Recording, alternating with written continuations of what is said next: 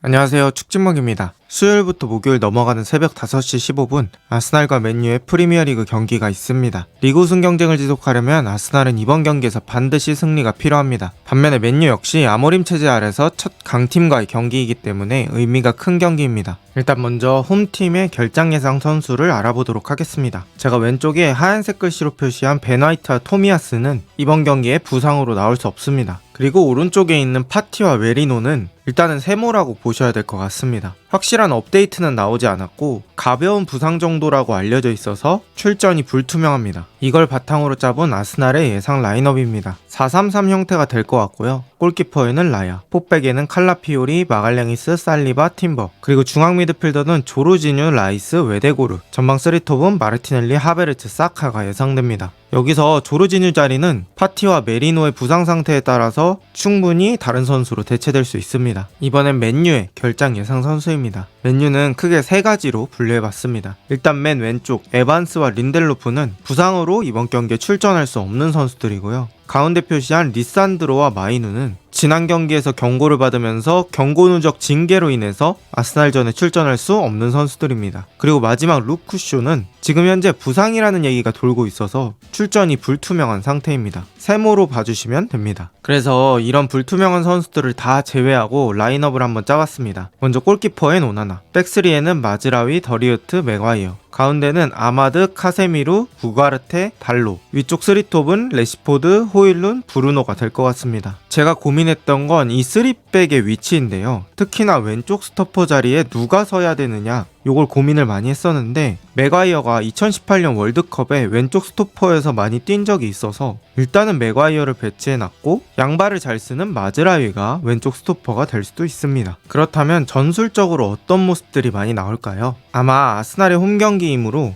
아스날은 맨유를 위쪽에서 누를 가능성이 높습니다. 이렇게 하베르츠가 기수가 되면서 웨데고르, 사카가 있는 자신들의 오른쪽으로 맨유 선수들을 몰아세울 가능성이 높죠. 그렇게 밀리고 밀리다 보면 완전히 사이드 쪽에 붙어있는 달로한테까지 공이 갈 때가 있을 겁니다. 아마 아스날은 두 명의 중앙 미드필더를 카세미로와 우가르테를 묶는 데 사용할 것이고 그렇게 되면 사이드에서 원톱으로 가는 패스루트가 맨유에게 열릴 겁니다. 이게 실제 경기에서 보면 꽤나 거리가 있는 패스일 텐데 이 패스의 정확도가 높을수록 좋고 호일룬이 공을 잘 지켜줄수록 좋겠죠. 실제 경기 장면을 한번 보겠습니다. 아스날과 파리 생제르맹의 챔피언스리그 경기고요. 아스날 선수들이 높은 지역에서 몰아붙이면서 사카가 누누 멘데스를 엄청나게 잘 묶었던 장면입니다. 풀백에서도 경험이 있던 사카 덕분에 아스날은 높은 지역에서 수비가 잘 됐고 파리로부터 계속 공을 얻어냈죠. 그리고 맨유는 아모림 체제에서 이러한 상대의 전방 압박을 경험한 적이 있습니다. 바로 첫 경기 입스위치전이고요. 이때 입스위치도 아스날처럼 위쪽에서 1대1 맨투맨을 걸면서 맨유 선수들이 후방에서 공을 돌리는 걸 어렵게 만들었죠. 비슷한 상황이 에버튼전에서도 있었고 에버튼전에서는 이렇게 브루노가 내려와주면서 3자 패스로 빠져나간 장면도 있었고요. 또 사이드백 달로가 한 번에 뒤쪽으로 돌아뛰면서 뒷공간 쪽에 킥이 들어가는 장면도 있었습니다. 물론 에버튼과 아스날의 압박 강도는 다를 겁니다. 하지만 맨유가 첫 경기 입스위치전보다는 그래도 뒤에서 빠져나오는 패턴들이 다양해졌고 이 패턴들이 강팀 레벨에서도 사용이 되는 건지 확인할 수 있는 기회라고 생각합니다. 또 너무나 당연한 말이지만 아스날이 선제골을 득점한다면 맨유는 경기가 상당히 어려워질 가능성이 높습니다. 아스날의 선제골에 여러 가지 방식이 있겠지만 또 세트피스가 엄청나게 위협적인 존재죠. 특히나 세트피스에서 가브리엘 마갈량이스가 아주 위협적인 존재입니다. 바로 지난 웨스트햄전과의 경기에서도 코너킥에서 득점을 했거든요. 그래서 맨유는 제공권 좋은 선수를 꼭 세트피스에서 마갈량이스의 맨투맨으로 붙여야 하지 않을까 싶습니다. 또 맨유가 선제골을 실점하고 빠른 시간 안에 따라잡지 못한다면 55분이 넘어가는 시간부터는 아스날이 실리적인 운영을 할 수도 있습니다. 그런데 아스날의 이러한 수비벽이 생각보다 뚫기가 너무 어렵습니다. 기본적으로 센터백들이 좋고 수비 간격도 잘 형성이 돼 있는 데다가 피지컬이 좋은 선수들까지 있기 때문에 저 수비벽을 뚫는 게 쉽지 않죠. 그래서 맨유는 끌려다니지 않기 위해서는 득점을 먼저 한다기보다는 실점을 먼저 안 하는 방향으로 경기를 하는 게 맞지 않을까 싶습니다. 그렇다면 양팀의 상대 전적은 어떨까요? 2011년 이후 맨유가 약간의 우세를 가져가고 있습니다. 아스날 12, 맨유 14입니다. 하지만 아스날 홈에서는 얘기가 달라집니다. 아스날 9, 맨유 4입니다. 그리고 그 아래 노란 글씨로 적어놓은 부분, 최근 프리미어리그 홈 3경기 연속 아스날이 승리 중입니다. 즉 최근에 아스날 홈구장에서